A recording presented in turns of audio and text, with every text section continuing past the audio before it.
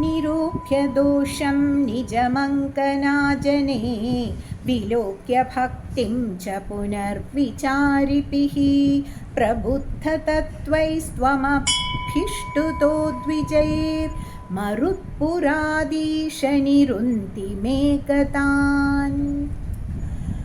அந்தணர்கள் கிருஷ்ணனை அறிகிறதை பற்றி வர்ணிக்கிறார் இந்த ஸ்லோகத்தில் பட்டதிரி. அவர் குருவாயூரப்பனை பார்த்து சொல்கிறார், ஓ குருவாயூரப்பா, அந்தணர்கள் தங்கள் மனைவிகள் உன் மீது கொண்ட ஆழ்ந்த பக்தியை அறிந்தார்கள்.